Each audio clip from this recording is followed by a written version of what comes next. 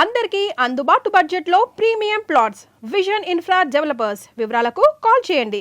నమస్కారం, welcome to I dream. ధర్మ మార్గం విత్ విజిత కార్యక్రమానికి స్వాగతం. ప్రస్తుతం మనతో పాటు ఉన్నారు శ్రీ కామాఖ్య అమృత శోధన సంస్థ వ్యవస్థాపకురాలు వేణుశ్యామ అమ్మ. ఇప్పుడు అమ్మతో మాట్లాడి మరిన్ని విషయాలు తెలుసుకుందాం. నమస్తే అమ్మా. అమ్మ, మనకి శ్రావణ మాసం ప్రారంభమైపోయింది. ముఖ్యంగా ఈ మాసంలో అమ్మవారి ఆరాధన విశేషంగా చేస్తూ ఉంటాము. మరి అమ్మవారి అనుగ్రహం మన పైన ఉండాలి అన్నా, ప్రతి ఒక్కరము ఏం చేసినా కూడా ఏదో ఒకటి మనసులో సంకల్పం చెప్పుకుంటూ ఉంటాము. మాకు పలానా ఇబ్బంది ఉంది, కోరిక ఉంది, అది తొందరగా నెరవేరాలి అని చెప్పి. కానీ చాలా తక్కువ మందికే నెరవేరుతూ ఉంటాయి. కొంతమంది నిజంగా నిరాశపడుతూ ఉంటారు.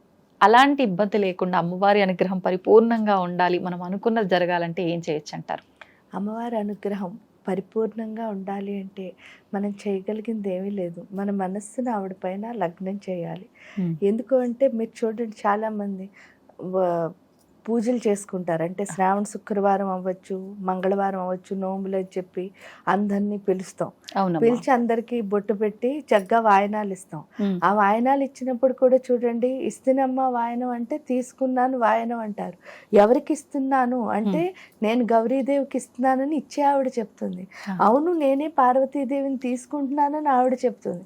అంటే ఇద్దరికి ఏం నేర్పిస్తున్నారు అని అన్నప్పుడు ఒకళ్ళ మీద ఒకళ్ళు, అంటే నువ్వు దేవతే నేను దేవతే.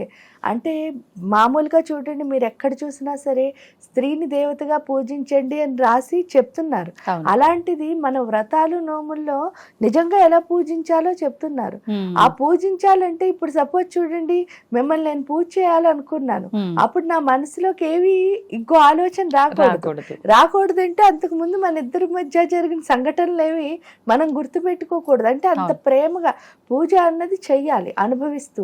అది చెయ్యాలి అంటే ఏం లేదు, మనసులో మనకున్న ఎమోషన్స్ ఏవి ఇక్కడ ఈ పూజలోకి రాకూడదు.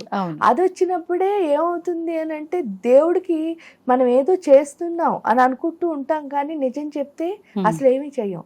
దానికి తోడు ఇంకా ఇంకొంచెం మంది అడ్వాన్స్. ఆ అడ్వాన్స్ ఏంటి అంటే వచ్చిన వాళ్ళందరికీ మాట్లాడడంలోనూ వాళ్ళకి ఎక్స్ప్లెయిన్ చేయడంలోనూ వీటిల్లో ఉన్న సరదా నిజంగా వచ్చిన పని. అంటే పూజకు వచ్చిన వాళ్ళైనా అదే దేవుడి కోసం వచ్చారు, పూజ చేస్తున్న వాళ్ళైనా అదే దేవుడి కోసం చేస్తున్నారు.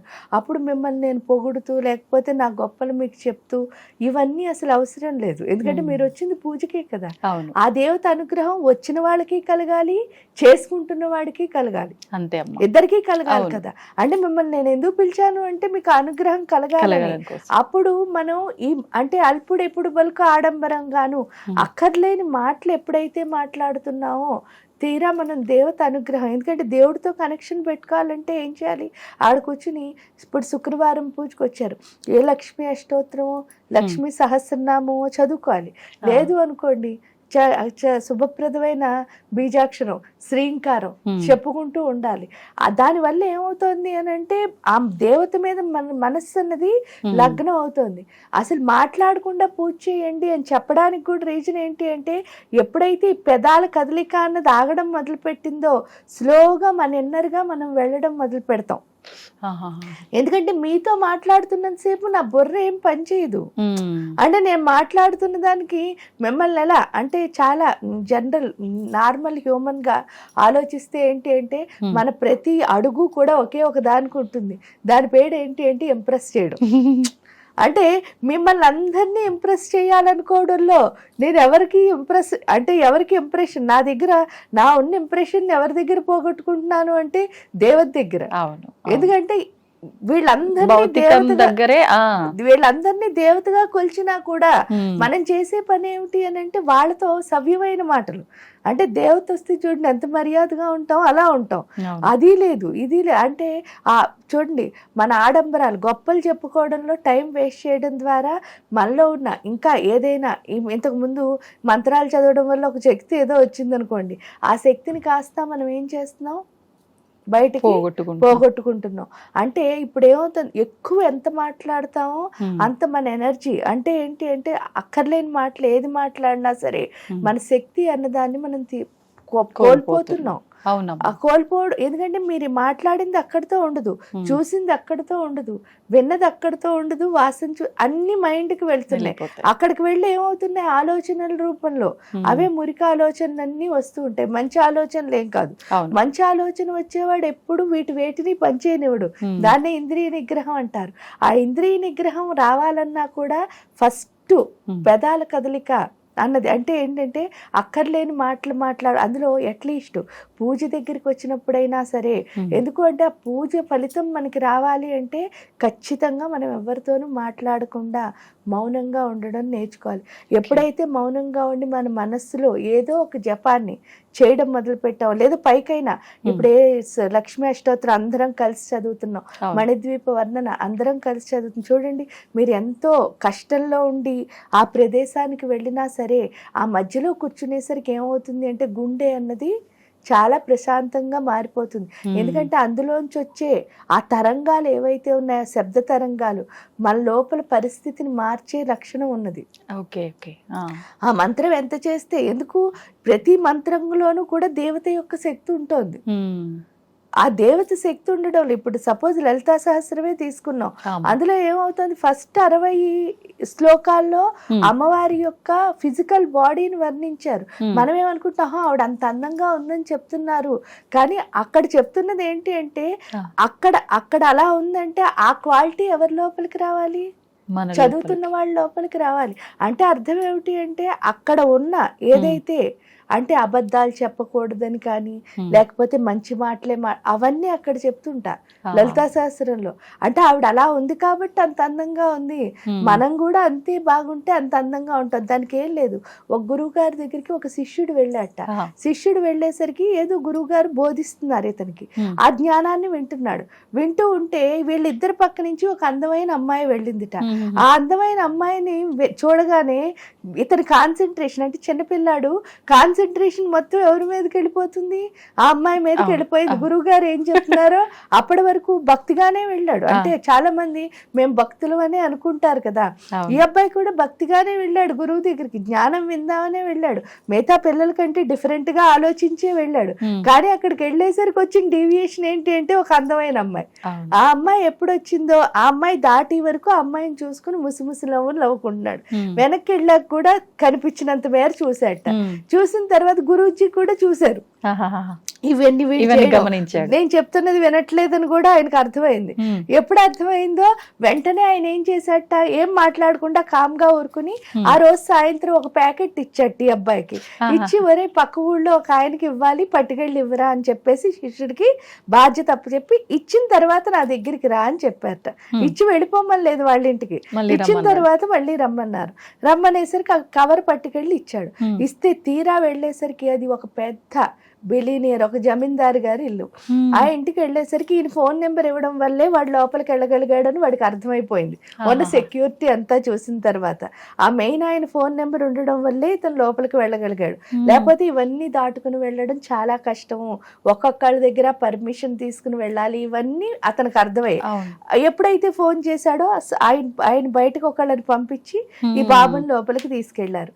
తీసుకెళ్లిన తర్వాత కూడా ఆయన ఏం చేశారట, చక్కగా అన్ని సదుపాయాలు చేసి టీ ఇచ్చి, కాఫీ ఇచ్చి, జ్యూస్ ఇచ్చి, టిఫిన్ పెట్టి ఏమైనా చేసావా అని చెప్పి వచ్చినందుకు కానీ బట్టలు పెట్టి గిఫ్ట్ ఇచ్చి అన్ని మంచిగా చేసిన తర్వాత వెళ్ళిపోతూ ఉంటే ప్యాకెట్ ఇచ్చిన తర్వాత థ్యాంక్ యూ నాన్న అని చెప్పి, ఎలా వెళ్తున్నావురా బాబు అని చెప్పారు. చిన్న బాబు కదా, ఎలా వెళ్తున్నావురా బాబు అంటే ఏం లేదండి వచ్చేటప్పుడు ట్రైన్లో వచ్చాను అని అన్నట్ట. అంటే సరే అని చెప్పేసి ఆయన ఒక కార్ డ్రైవర్ని పిలిచి వీడిని కార్ ఎక్కించి గురువు గారి దగ్గర దింపేసిరా అని చెప్పేసి ఈ అబ్బాయిని చెప్పి వచ్చారట. వస్తే ఈ బాబుని గురువు గారి దగ్గర దింపేశారు. ఇంకా ట్రైన్ పట్టుకోవడం లేదు, ట్రైన్ స్టేషన్కి వెళ్ళడం లేదు, దిగడం లేదు, అక్కడి నుంచి గురువు ఆశ్రమానికి వెళ్ళడం లేదు. చాలా ఈజీగా ఇక్కడ ఎక్కిన వాడు అక్కడ దిగాడు. దిగిన తర్వాత వెళ్ళినప్పటి నుంచి గురువు గారికి ఇంకా 24 hours ఎంతసేపు ఉన్నాడో అంతసేపు ఎవరి గురించి చెప్తున్నాడు, ఈ జమీందారు గురించే. ఎందుకంటే ఆయన అంత ఉన్నాయనైనా అసలు గర్వం లేదండి, అలా ఉండాలండి, నన్ను ఎంతో ప్రేమగా చూశారండి, తన కన్న బిడ్డలా చూశారు, ఇక్కడ ఇక్కడికి పంపించారు, ఇలా ఇలా రోజంతా చెప్పారట. కొంచెం ఇంకా ఆపట్లే, అలా చెప్తూనే ఉన్నాడు. అక్కడ జరిగిన ఒక్కొక్క సంఘటన చెప్తున్న ప్రతిసారి గురువు గారు చెప్పేసిన తర్వాత ఒకటి అడుగుతాను చెప్తావురా అన్నారట. అంటే ఏమిటి అంటే, నిన్న ఒక అమ్మాయి అలా వెళ్ళింది కదరా నాయన, అప్పుడు ఆ అమ్మాయిని చూసావు కదా చివరి వరకు వెళ్ళిన తర్వాత, చూసినప్పుడు అంటే నువ్వు ఎంతసేపు గుర్తు పెట్టుకున్నావురా అమ్మాయిని అన్నట్ట. అంటే ఏముంది గురుగారు 10 నిమిషాల్లో మర్చిపోయాను అన్నట్ట. ఆ అమ్మాయి చాలా అద్భుతమైన అందమైన అమ్మాయి అనుకో, ఎంతకంటే ఎంతసేపు గుర్తు పెట్టుకుంటావురా అన్నట్ట. అంటే ఇంకో అందమైన అమ్మాయి కనిపించే వరకు, వీటి పాపం నిజమే చెప్పాడు, అబద్ధం చెప్పలే, ఇంకో అందమైన అమ్మాయి కనిపించే వరకు గుర్తు పెట్టుకుంటానండి అన్నారు.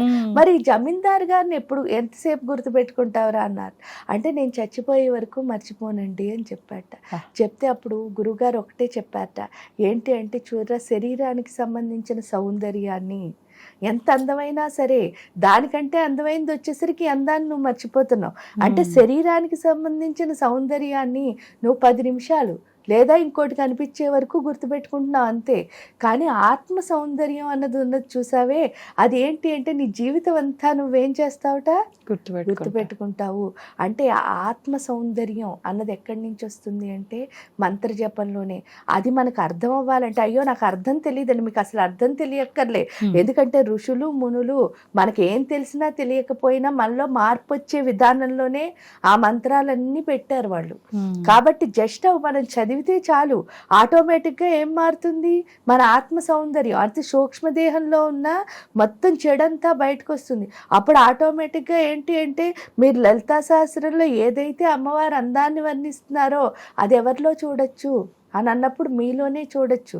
అది మనలో చూడాలి అంటే ఏం లేదు, కొంచెం మనస్సును అక్కడ పెట్టి, అక్కర్లేని మాట చూడండి, చదువుతూ ఉంటారు, మధ్యలో ఎవరో వస్తే వాళ్ళతో బాగున్నారా అండి కూర్చోండి అంటారు.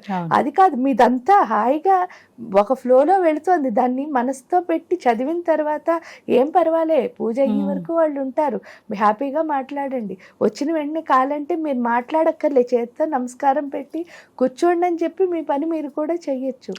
అది ఎంత బాగా చేసుకుంటారో అంత బాగా మార్పు వస్తుందమ్మా.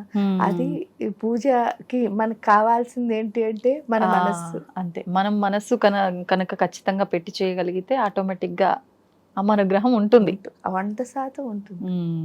ధన్యవాదాలమ్మా.